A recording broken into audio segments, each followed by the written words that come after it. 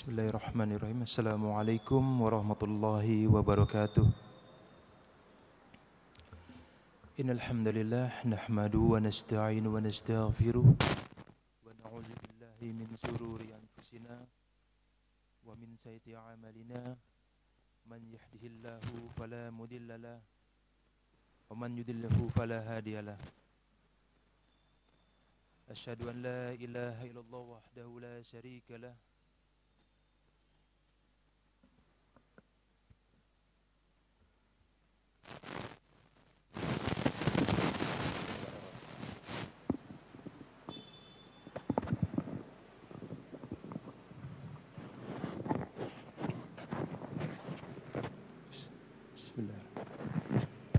Alhamdulillahirabbil alamin nahmaduhu wa nasta'inu wa nastaghfiruh wa na'udzu billahi min shururi anfusina wa min sayyiati a'malina man yahdihillahu fala mudilla lahu wa man yudlilhu fala hadiya lahu.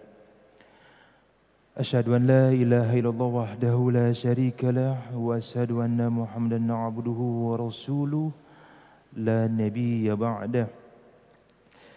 Alhamdulillah, jamaah salat maghrib yang dimuliakan Allah. Mari kita panjatkan segala rasa syukur kita atas segala nikmat limpahan yang senantiasa Allah berikan kepada kita semua. Baik itu kenikmatan akan perihal kesehatan ataupun segala kemudahan-kemudahan yang Allah berikan kepada kita hari ini. Juga tidak lupa kita kirimkan salam dan salawat kepada junjungan kita Nabi besar Muhammad SAW beserta para sahabat dan keluarga beliau. Dan semoga kita azamkan diri kita, niatkan diri kita sebagai pengikut beliau hingga ila yaumul qiyamah. Baik jamaah yang dimuliakan Allah, pada kesempatan berbahagia ini, setelah beberapa minggu kita cukup vakum membahas tematik-tematik kesehatan, maka kami akan sedikit membahas yang mungkin pembahasan yang tidak jauh terkait dengan ibadah kurban. Masih dalam bulan Dzulhijjah. Sebagaimana yang sudah disampaikan oleh Ta'mir, terkait dengan konsumsi daging selalu diidentikan dengan kolesterol yang tinggi ataupun tidak. Sebelum kami ingin menyampaikan inti poin masalah yang akan kita bahas, maka sekedar yang perlu kita pahami adalah bahwa esensi Idul Adha atau Idul Kurban, maka sebenarnya banyak pemahaman yang harus kita pahami. Karena esensi Idul Adha atau Idul Kurban bukan sekedar terkait sekedar manasik haji, jamaah haji di Tanah Haram. Esensi Idul Adha atau Idul Kurban juga bukan pula hanya sebatas diidentikan dengan ibadah wukuf di Padang Arafah. Ataupun juga bukan pula sekedar diidentikan begitu banyaknya kita berkurban dengan hewan ternak yang kita persembahkan. Idul Adha juga bukan pula sekedar diidentikan dengan sebatas cerita Nabi Ibrahim dan Nabi Ismail alaihissalam. Tetapi kalau kita maknai esensinya adalah, maka banyak pemahaman yang jauh lebih luas daripada sekedar itu semua. Esensi Idul Adha atau Idul Kurban adalah memang berkurban adalah segala usaha pengorbanan. Berusaha dengan segala ikhtiar yang kita lakukan semata-mata untuk mencapai dan mencari perhatian dan meraih ridho Allah semata. Maka itulah berkurban. Meskipun yang akan kita lalui, apapun yang kita jalani, pasti dan pasti tidaklah suatu jalan yang mudah. Nama saja berkurban. Pasti tidak mudah. Dan ketidakmudahan ini memang relatif bagi semua orang. Relatif bagi semua orang. Tapi kita harus yakini bahwa di akhir semua perjalanan ini, ujian dan segala pengorbanan, pasti Allah akan berikan tempat kemuliaan di akhirnya. Dan itulah yang diharapkan oleh semua orang. Maka karena itu semua perlu perjuangan dan perlu pengorbanan. Bahkan yang harus dipahami adalah berkorban kita untuk mencapai ridha Allah. Bahkan kita harus berkorban dengan segala sesuatunya, bahkan sesuatu yang kita cintai sekalipun. Sesuatu yang kita anggap berharga sekalipun. Maka disinilah letak ujiannya. Bisa jadi mungkin Allah juga tidak akan berikan ujian kita sebagaimana ujian Nabi Ibrahim. Kita harus mengorbankan anak kita sembelih. Tidak demikian. Tapi begitu banyak hal-hal yang sekiranya akan memberikan dampak dalam kehidupan kita. Tadi yang harus kita pahami adalah meskipun segala hal dan sesuatunya yang berharga di mata manusia itu sangatlah relatif. Apakah waktu yang sedang berjalan ini kita anggap sesuatu yang berharga? Bisa jadi mungkin iya. Tetapi mungkin sebagian orang lain menganggap waktu ini tidak berharga. Ataupun mungkin harta yang kita miliki ini adalah sesuatu yang berharga. Meskipun sebagian orang lain tidak punya harta, itu tidak masalah bagi dia. Karena bagi dia tidak ada harta bukan sesuatu yang dipermasalahkan oleh mereka. Karena apa? Karena segala sesuatu yang berharga itu di mata manusia adalah relatif. Atau mungkin adanya keluarga kita, anak kita, istri kita, keluarga kita yang lainnya, itu sesuatu yang berharga. Meskipun sebagian orang lain mungkin menganggapnya tidak. Sekali lagi, semua adalah sifatnya relatif. Akan tapi harus kita pahami adalah senantiasa ujian akan selalu mengikuti kita.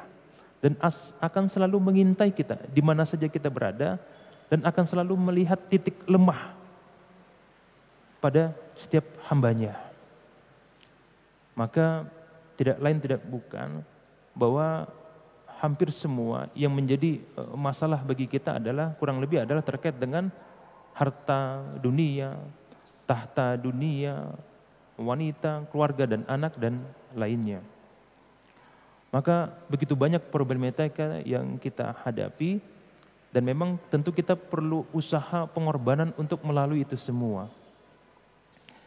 Maka itulah esensi salah satu terkait dengan kurban. Maka lihatlah bagaimana orang-orang terdahulu sejarah mencatat nama-nama mereka di tinta emas dalam sejarah peradaban Islam. Bagaimana mereka berkorban dengan segala sesuatu yang berharga bagi mereka. Lihatlah bagaimana cerita Umar bin Khattab. Seorang yang terpandang ketika masih dalam keadaan musyrik. Ketika detik-detik ketika Allah turunkan hidayah kepada Umar, tentu ada suatu pengorbanan yang dilakukan oleh Umar bin Khattab. Ketika dia dihadapkan oleh adiknya, Fatimah bin Khattab, bertambah suaminya Sa'ad, bahkan dihadapkan oleh Umar bin Khattab adalah seorang guru di antara adiknya, yaitu adalah Khabbab bin Al-Arat, dengan catatan Khabbab bin Al-Arat adalah mantan budak. Bahkan ketika sudah detik-detik Umar bin Khattab tersentuh, ingin memegang mushaf yang dipegang oleh Fatimah bin Khattab, maka dengan lantang Fatimah bin Khattab melarang untuk menyentuhnya, bahkan dengan kata-kata yang cukup keras. Maka tidak diizinkan Umar untuk menyentuh sebelum mensucikan dirinya. Maka bagaimana seorang Umar bin Khattab, seorang yang terpandang, seorang yang punya jabatan, posisi di kabilahnya, bahkan di suku Quraisy, berkorban untuk merendahkan egonya, merendahkan nalurinya, nafsunya di hadapan adiknya, bahkan di hadapan seorang mantan budak sekalipun. Itu perlu pengorbanan. Maka sebagaimana kita pahamkan ceritanya adalah akhirnya Umar mensucikan dirinya, kemudian akhirnya hidayah Allah turunkan untuk Umar bin Khattab. Kalau kita lihat cerita bagaimana Nabi Ibrahim alaihissalam ketika begitu banyaknya, begitu kuatnya harapan dia untuk memiliki seorang anak.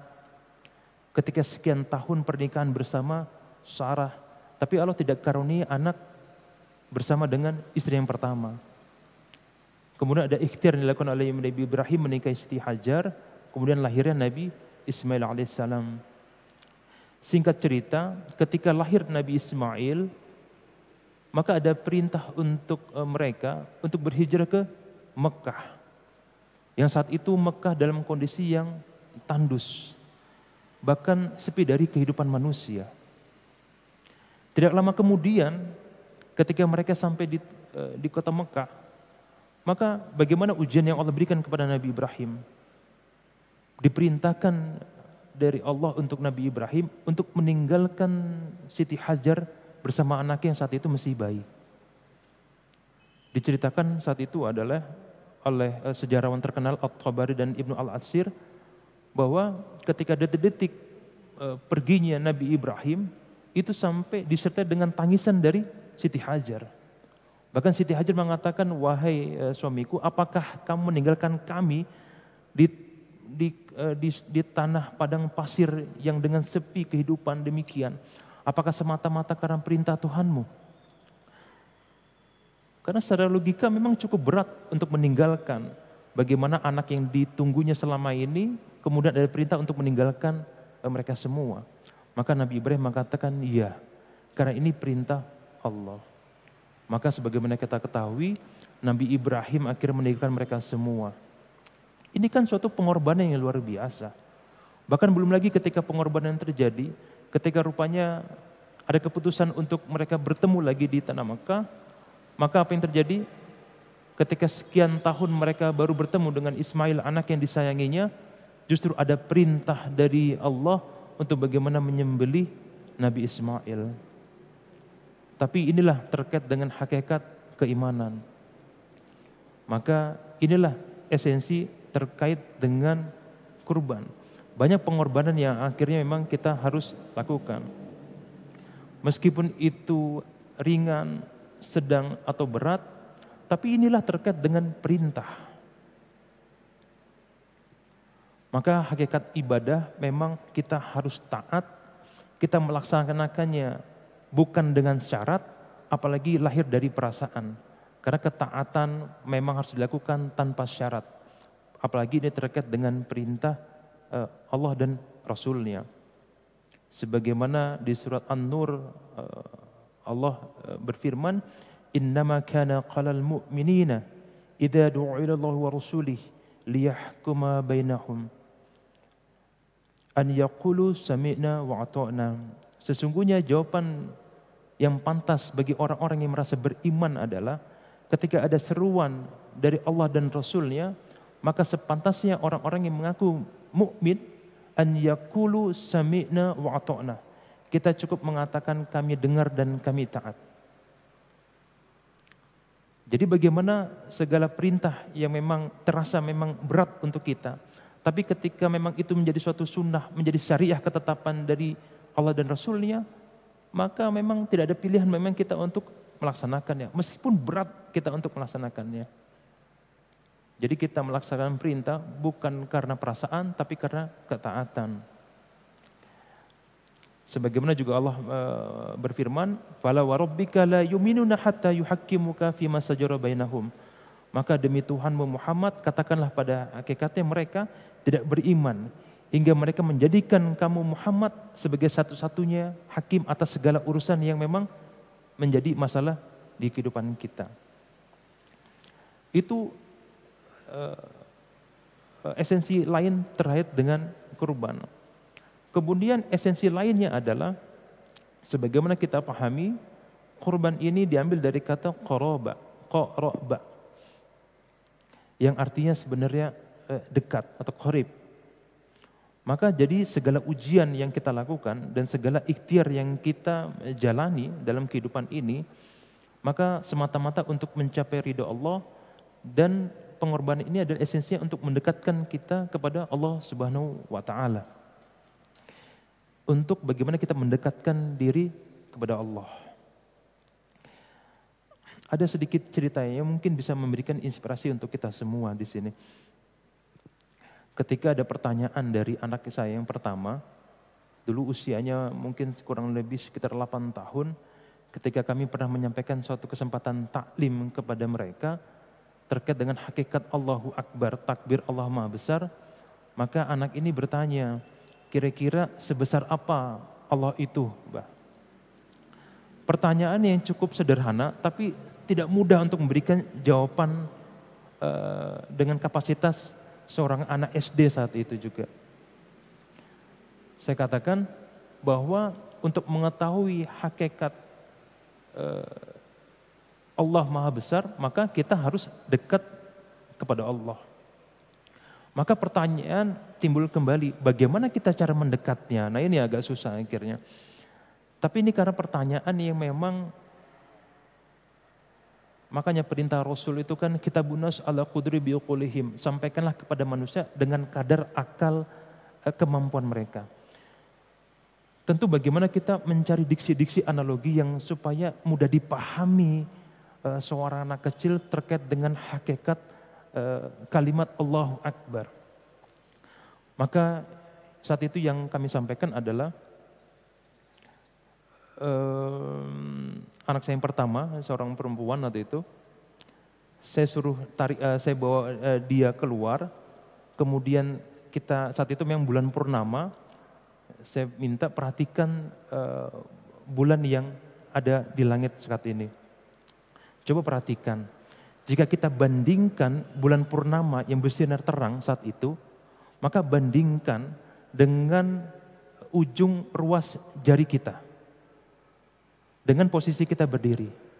Maka saya tanya, besar mana antara jempol ujung ruas jari kita dengan bulan yang kamu tunjuk?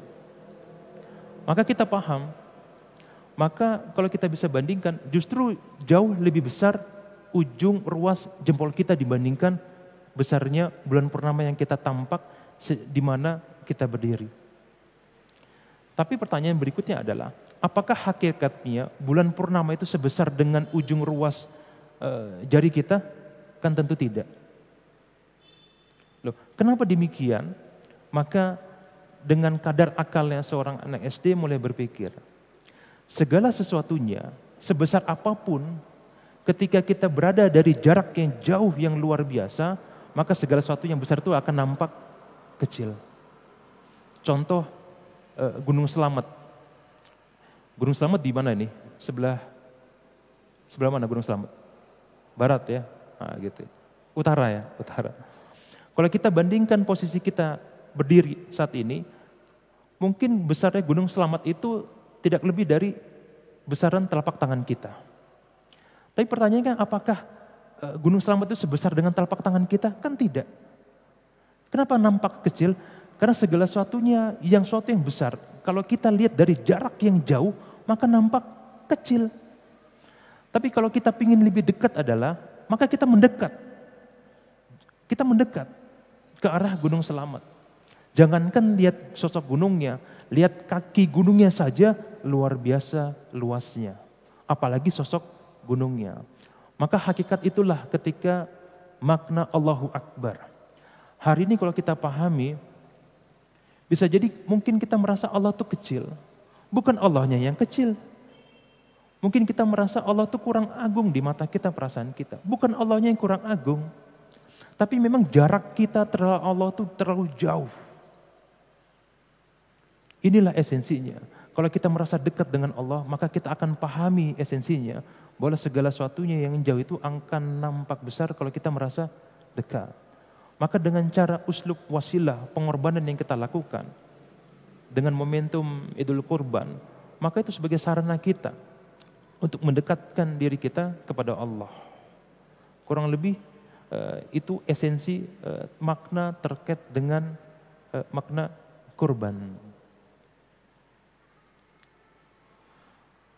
Baik, kemudian kita langsung ke pokok pembahasan. Ini tadi cuma sekedar muqaddimah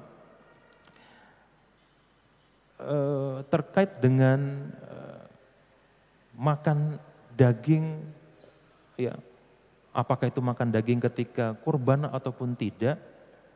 Selama ini yang selalu diidentikan adalah tingginya kadar kolesterol, gitu.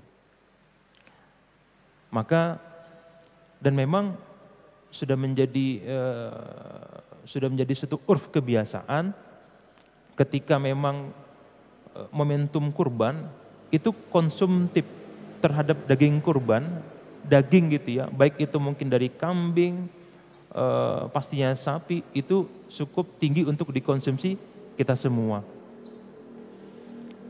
Maka jadi pertanyaan, bagaimana sih sebenarnya terkait dengan kolesterol yang ada?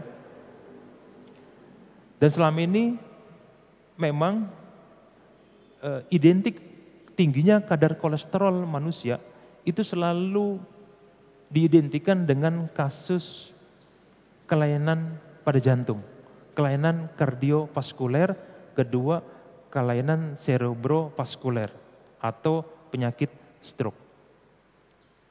Bahkan ada suatu penelitian dulu, seorang Belanda awal abad 20, dia bermukim di Indonesia, dia membandingkan kenapa kasus-kasus penyakit jantung warga negara Indonesia, orang Indonesia itu lebih rendah dibandingkan orang-orang Eropa misalnya. Karena apa? Karena konsumsi daging itu memang cukup tinggi di kalangan orang-orang Eropa, terutama orang Belanda pada saat itu, dibandingkan orang-orang Indonesia. Tidak dipungkiri memang tingginya kadar kolesterol itu menambah resiko penyakit jantung dan stroke. Nah, ya mungkin perlu kita pahami berapa sih ideal kadar ketika kadar daging kurban itu misalnya kan kambing dan sapi. Kan daging ayam tidak termasuk hewan kurban gitu ya. Tapi kan di luar itu memang kita sering cukup mengkonsumsinya. Perlu dipahami bahwa kadar kolesterol, jadi kalau daging kambing itu kurang lebih dengan ukuran 100 gram, itu dia memiliki kadar kolesterol sekitar 70-75an miligram kolesterol. Daging domba itu jauh lebih tinggi, kurang lebih sekitar 80-an. Ya. Sedangkan daging sapi itu lebih tinggi, itu sampai 90-100 miligram. Dengan ukuran yang sama, daging sapi. Sedangkan daging ayam jauh lebih besar kadar kolesterolnya dengan ukuran yang sama. Daging ayam apalagi disertai dengan kulit-kulitnya. Sehingga sebenarnya khusus daging kambing itu kadar kolesterolnya jauh lebih ringan, lebih rendah dibandingkan daging-daging lainnya. Tetapi kan selama ini yang menjadi kambing hitam itu kan daging kambing gitu kan. Apapun makan dagingnya, kambing yang selalu dikambing hitamkan. Seakan-akan makan daging kambing meningkatkan kadar kolesterol darah pada tubuh kita. Bahkan apapun daging kambing yang kita makan, dari kambing warna putih pun atau warna coklat, selalu kambing hitam yang dikambing hitamkan. Bisa jadi mungkin ini peribahasa mungkin lahirnya dari sini itu mungkin ya, selalu dikambing hitamkan. Jadi sebenarnya kadar kolesterol daging kambing itu jauh lebih rendah dibandingkan daging-daging lainnya. Bahkan daging ayam itu jauh lebih tinggi jika disertai dengan konsumsi kulitnya. Nah, terus apa sih yang jadi masalah kalau kadar kolesterol terlalu tinggi? Sebenarnya kebutuhan tubuh kita per hari itu kita butuh kolesterol. Mustahil manusia tidak memakan kolesterol. Yang menjadikan kulit kita cukup elastis dan akhirnya memperbaiki kehidupan organ-organ di dalam kita, itu memang salah satunya adalah kolesterol. Memang tanpa kita makan sekalipun, di dalam tubuh kita secara otoregulasi, qadarullah, tanpa kontrol manusia sekalipun, organ-organ atas perintah Allah itu sudah mampu mensintesis produksi kolesterol itu sendiri dari cadangan-cadangan organ di dalam. Hanya sekitar 20-40% makanan kolesterol itu berasal dari makanan yang kita makan. Jadi makan daging gitu ya, bahkan makan seafood, ya, makan telur sekalipun, bahkan makan kacang-kacangan sekalipun juga mengandung kadar kolesterol gitu. Nah, yang perlu diperhatikan, cuma jangan salah paham di sini. Bisa jadi mungkin kita makan daging kambing, kan nggak mungkin makan dengan mentahnya. Pasti dengan diolah. Nah, rupanya pengolahan-pengolahan inilah, bumbu-bumbu racikan inilah yang akhirnya menyebabkan kadar kolesterol itu akhirnya cukup meningkat. Sehingga beberapa ahli gizi menyarankan untuk menurunkan kadar kolesterol yang cukup tinggi, maka makan daging itu cukup baik jika tidak diolah dengan penggorengan ataupun dengan pakai minyak. Karena kadar kolesterol itu sudah banyak, dengan penggorengan dengan minyak juga, lemak jenuh juga meningkatkan kadar kolesterol. Sehingga tidak salah makan daging itu dengan cara dibakar. Kalau dikatakan mana yang lebih manfaat, justru lebih manfaat daging itu dibakar dibandingkan digoreng. Ya. Artinya mudaratnya jauh lebih kecil. Itu yang pertama. Yang kedua, hampir kita ketika kita makan daging misalnya, contoh misalnya daging kambing, itu kadang serta-merta pengolahannya bukan serta dimasak dagingnya, tapi dikemas dengan paket semacam, contoh misalnya nasi kebuli misalnya, nasi mandi misalnya. Jadi sebenarnya yang menjadi tersangka peningkatan kadar kolesterol bukan sekedar dagingnya, tapi bagaimana nasi ini diolah dengan berbagai macam ramuan, santannya, ini yang akan meningkatkan kadar kolesterol kita sebenarnya. Gitu. Nah, apa yang jadi masalah ketika kadar kolesterol itu tinggi? Saya juga minta maaf ya, sebenarnya kami sudah menyiapkan visualisasi gambar, cuma qadarullah laptop kami ada sedikit trouble, kami belum bisa menampilkan. Jadi ketika kita kadar kolesterol itu berlebihan di dalam tubuh, yang jadi masalah, maka darah kita itu lebih cenderung akan menjadi viskositasnya menjadi rendah, menjadi kental. Akhirnya apa? Aliran darah itu tidak teralirkan dengan baik. Maka ketika aliran darah ini yang fungsinya untuk memberikan nutrisi, maka dia tidak berfungsi sebagaimana mestinya. Maka apa yang terjadi kemudian?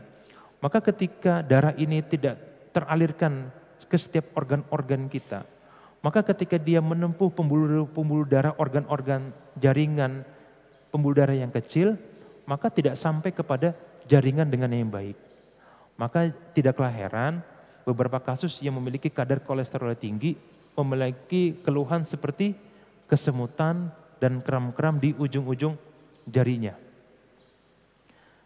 Dan gejala yang paling sering adalah ketika kadar kolesterol tinggi adalah karena aliran darah ini tidak lancar, terjadi pengentalan, maka tidaklah heran kadang kita sering mengeluhkan sakit di tengkuk, di kepala. Itu tanda-tanda awal terjadi peredaran darah yang tidak lancar. Yang jadi masalah, kalau darah ini kental, lama-kelamaan dia akan terjadi plak di pembuluh-pembuluh darah kita. Plak itu seperti kotoran yang menempel di dinding pembuluh darah. Kalau mungkin kita punya pipa selang air di rumah untuk siram tanaman misalnya, itu kan kalau lama tidak dibersihkan, kadang di bagian dalam pipa selang itu kan ada terjadi kotoran plak yang menempel. Nah, itulah ibaratnya lemak-lemak yang menempel pada dinding pembuluh darah. Yang jadi masalah adalah ketika terjadi plak pada pembuluh darah yang kecil di otak, ini yang akhirnya jadi masalah terjadinya kasus stroke. Loh, kenapa kasus stroke? Ya karena aliran darah itu tidak sempurna memberikan aliran darah di jaringan otak. Maka kasus demikian yang disebut dengan stroke non-hemoragik. Stroke tapi bukan perdarahan. Cuma aliran darahnya nggak nyampe ke otak. Cuma sayangnya jaringan otak kita ini jaringan yang sangat sensitif. ketika tidak tervaskularisasi aliran darah, kalau kita kulit misalnya kena luka, itu bisa sembuh sempurna. Tapi jaringan otak ketika sudah tidak teraliri aliran darah, ketika sudah nekrotik, maka dia akan tidak kembali menjadi normal. Makanya gejala-gejala orang stroke itu gejalanya terjadi gejala sisa. Lemah lengannya, lemah tungkainya, gangguan bicara. Itu stroke non hemoragik, stroke tapi tidak terjadi perdarahan karena kolesterol. Bagaimana kasus-kasus kalau yang stroke, yang perdarahan? Kalau pasien dengan kolesterol yang tinggi, dan pada umumnya pasien-pasien demikian disertai pasti dengan penyakit-penyakit lainnya. Apa itu? Diabetes mellitus, hipertensi darah yang tinggi. Ini yang akhirnya terjadi, ibaratnya ketika terjadi aliran darah yang tidak sempurna, kekentalan darah, terjadi tekanan darah yang tinggi, maka tekanan darah tinggi akan memompa supaya bagaimana ini bekerja. Akhirnya apa yang terjadi? Pembuluh darah di otak itu akhirnya pecah. Maka itu yang terjadi dengan stroke hemoragik. Pembuluh darah otak pecah. Tentu gejalanya jauh lebih berat dibandingkan stroke yang tanpa perdarahan. Itu salah satu kasus manifestasi ketika terjadinya kolesterol yang tinggi gitu. Kemudian ini lagi penyakit yang cukup sering dialami oleh sebagian pasien. Kalau kekentalan darah itu terjadi di pembuluh darah jantung, maka itu yang terjadi dengan serangan jantung atau chest pain. Cuma yang jadi masalah sekali lagi, kalau kasus-kasus terjadinya kolesterol yang tinggi selalu disertai dengan penyakit-penyakit lainnya, hipertensi, diabetes mellitus dan lain sebagainya, dan asam urat biasanya.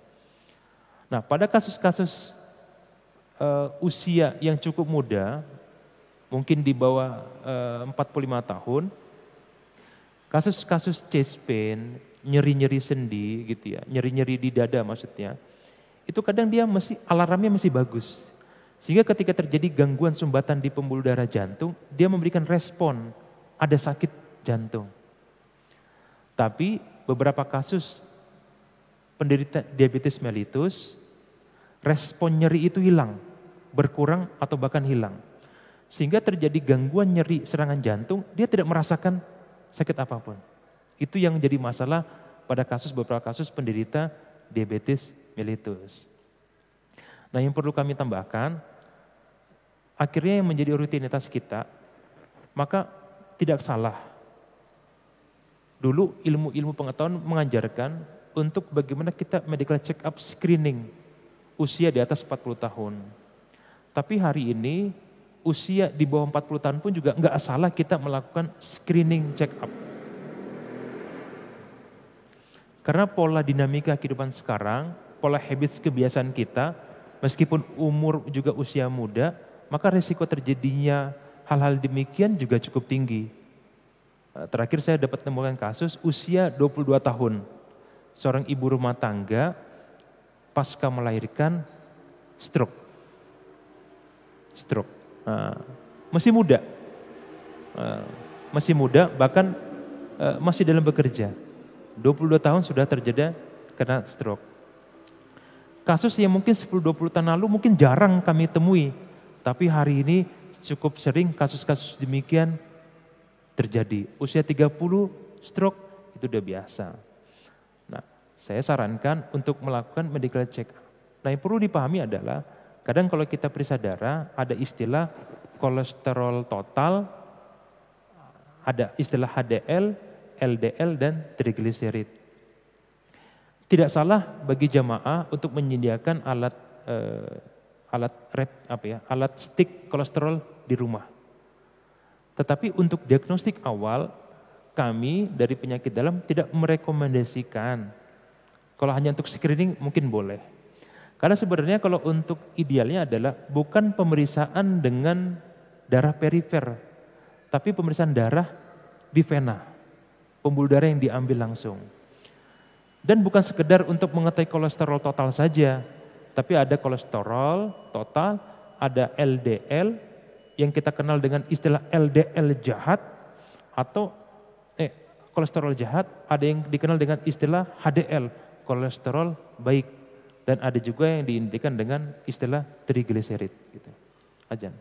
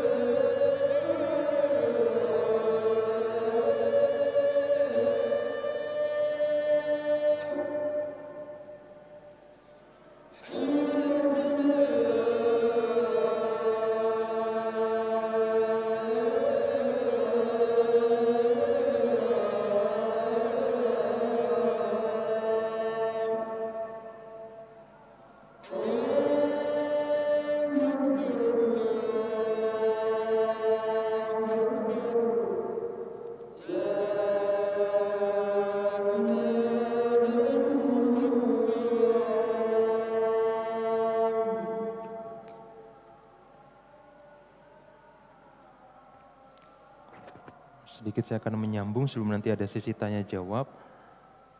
Jadi kita bisa simpulkan makan kolesterol sebenarnya itu banyak manfaatnya dengan kadar-kadar tertentu sebenarnya. Dan setiap tubuh itu memang punya respon yang berbeda satu sama lain. Ya. Cuma meningkatnya usia, respon tubuh itu memang semakin berkurang dibandingkan ketika usia muda. Nah, satu lagi, meskipun daging kambing misalnya memiliki kadar kolesterol yang cukup rendah, tapi sebenarnya banyak hal-hal kandungan di daging itu sendiri, baik itu daging kambing, daging ayam, daging domba atau sapi, itu punya potensi-potensi yang sebenarnya baik untuk tubuh, tapi ketika berlebihan juga bermasalah. Karena kita tidak melihat sosok daging 100 mg itu hanya sekedar kolesterol, tapi ada apa? Natriumnya. Nah, natrium ini suatu mineral yang sebenarnya bagus untuk tubuh, tapi ketika kadarnya cukup tinggi kita konsumsi, inilah resiko terjadinya hipertensi pada pasien. Tapi rupanya ada kelebihan dan ada kekurangannya daging kambing itu sendiri. Apa itu? Kadar natriumnya cukup tinggi dibandingkan daging-daging lainnya. Apalagi selain itu, adanya purin. Purin ini suatu bahan esensial di dalam suatu daging yang cikal bakal terjadinya asam urat. Bagi kita semua, khususnya pria, secara epidemiologi klinik paling sering terjadi asam urat. Apa tuh tesnya? Makan daging, kalau sudah makan daging 1-2 hari terjadi sakit pada ujung-ujung jari, terutama ujung kaki, pastilah itu asam urat. Kenapa? Karena daging itu, mau daging apapun, pasti memiliki kadar asam urat yang cukup tinggi. Nah, tetapi jamaah, kita jangan terlalu khawatir, jangan terlalu takut gitu ya. Sebenarnya semua ada kadar ketentuan masing-masing. Dan hanya tubuh kita saja sebenarnya yang bisa mampu membaca. Apakah ini makanan, kan perintahnya kan kullu mimma fil ardh halalan thayyiban. Makanlah apa-apa di dunia ini, satu yang halal, kedua yang thayyib. Kalau kita rasa makan daging itu cukup baik untuk kita meningkatkan stamina, nggak apa-apa dimakan. Jangan ada kekhawatiran gitu ya. Tetapi kalau kita sudah ada kekhawatiran makan daging saja, karena sebagian kasus dia mampu mengetahui makan daging saja, daging rawon cuma berapa 5 potong saja, pasti sudah mengalami sakit-sakit di kakinya. Itu sudah pasti dan pasti karena asam urat gitu ya. Jadi kalau sudah ada kolesterol, hipertensi, diabetes, asam urat, nah ini akhirnya menjadi masalah di kesehatan kita. Tapi jangan khawatir, tetap harus ada ikhtiar bagaimana kita menanggulangi ini semua.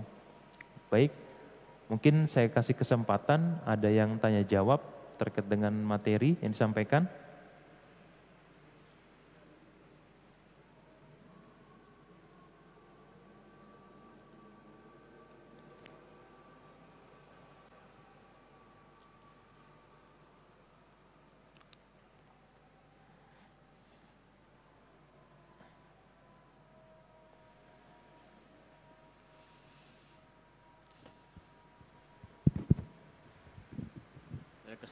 Assalamualaikum Ustaz.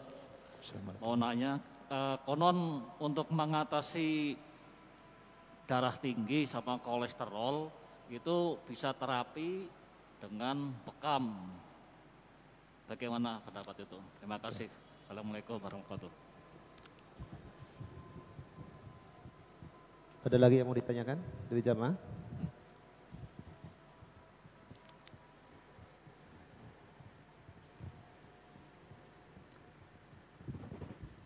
Assalamualaikum Dad, saya mau bertanya, apa gejala awal penyakit kolesterol dan bagaimana penyembuhan awalnya?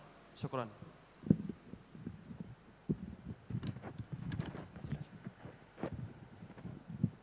Gejala awal kolesterol dan cara penyembuhannya, Dok. Gimana? Gejala awal kolesterol dan cara penyembuhannya. Baik, mungkin saya jawab yang pertama, yang pertanyaan yang kedua, bagaimana gejala ala kolesterol? Tadi kita perlu perhatikan, cek kadar kolesterol itu sebaiknya bukan dengan darah yang di stick ya, yang pakai alat stick rapid itu. Karena dia tidak representatif untuk mengetahui kadar kolesterol semuanya. Tapi harus dengan pemeriksaan dengan darah vena yang diambil pembuluh darah kita. Nanti akan ada 4 item yang keluar. Kolesterol total, LDL atau dikenal dengan kolesterol yang jahat.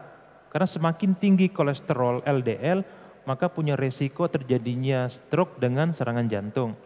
Ada juga kolesterol yang baik, HDL. Semakin tinggi berarti semakin bagus. Yang keempat, trigliserid. Termasuk bagian kolesterol. Trigliserid yang tinggi ini sangat diidentikan dengan kasus pasti baru makan kadar kolesterol yang tinggi misalnya. Mungkin habis kondangan gitu ya. Habis jamuan makan yang cukup mewah gitu ya.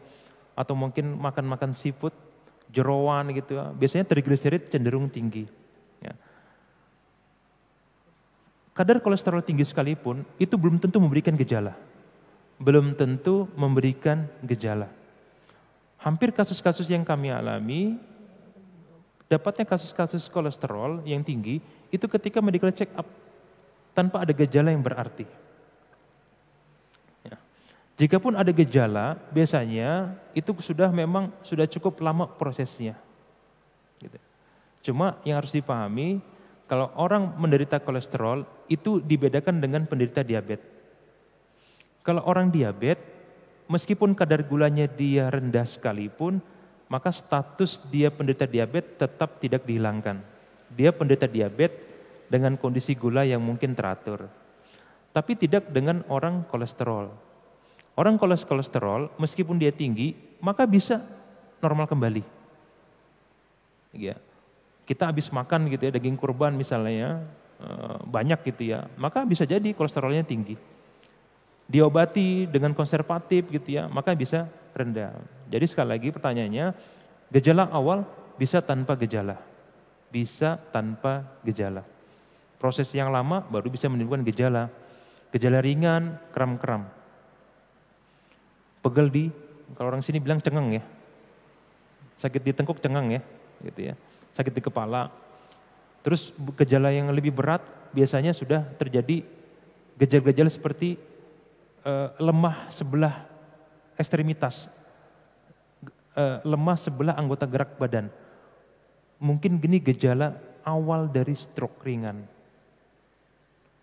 Yang gejala berat adalah stroke beneran ataupun serangan jantung. Itu. Terus tadi pertanyaan yang pertama, apakah terapi bekam bisa menyembuhkan? Nah, kalau kita bicara menyembuhkan, itu menghilangkan sesuatu yang ada menjadi tidak ada. Bekam itu tibun nabawi yang sebenarnya bukan terapi untuk menghilangkan kolesterol. Dia hanya membantu mengurangi gejala. Kami tidak menyanggah keberadaan terapi bekam. Saya pun juga sering bekam kok. Tapi bekam saya bukan niat untuk menurunkan kadar kolesterol. Tadi kita pahami, kadar kolesterol yang tinggi itu membuat aliran darah kita menjadi lambat. Terapi bekam sebenarnya itu membuat aliran darah kita lancar meskipun sementara. Enggak masalah. Tapi kalau ditanyakan apakah bekam menurunkan kadar kolesterol? Tidak. Tidak. Maka yang paling penting adalah terapi menurunkan kadar kolesterol adalah satu, diet makanan tinggi kolesterol. Pasien-pasien pada umumnya gejala awal nggak perlu obat. Habis makan apa Pak? Habis makan daging kurban, kiriman dari takmir Masjid Jansut misalnya. Nah, pasti kolesterolnya tinggi. Gitu ya. Habis makan apa? Makan soto rawon misalnya gitu ya, pakai santan-santanan gitu. Maka apa terapinya? Ya sudah, mungkin puasa paling baik, satu sisi itu terapi juga, satu sisi ibadah gitu ya. Terus atur makanan-makanan yang meningkatkan kadar kolesterol. Daging, jeroan, telur terutama yang kuningnya. Maka sebenarnya tanpa obat pun juga kolesterol bisa normal dalam 3 sampai 6 hari. Kalau dengan cara yang konservatif itu juga tidak bisa diatasi, maka baru dengan terapi obat menurunkan kadar kolesterol. Jadi terapi bekam boleh dilakukan, nggak salah, untuk mengurangi gejala-gejala yang ada, gitu ya. Saya pun juga kalau pegel-pegel, nggak usah pegang juga, massage, kita pijit pun juga, kerokan, ya. Itu suatu terapi tradisional orang-orang tua kita dulu, ya. Ya. Saya pun juga kalau merasa pegel-pegel juga nggak minum obat, saya panggil istri saya untuk kerokan. Kenapa? Karena dengan kerokan membuat tubuh hangat dan akhirnya melancarkan peredaran darah. Nggak salah, gitu loh. Begitu Pak ya. Oke. Ada waktu lagi? Sudah? Baik, mungkin rasa kita cukup demikian penjelasan mungkin pada malam ini. Kurang lebihnya saya mohon maaf. Jikapun ada kebaikan yang saya sampaikan semata-mata dari Allah saja dan juga ada kekurangan semata-mata mungkin karena kedoifan saya sendiri. Kita tutup dengan doa kafaratul majelis. Subhanakallahumma wa bihamdika asyhadu an la ilaha illa anta astaghfiruka wa atubu ilaik. Assalamualaikum warahmatullahi wabarakatuh.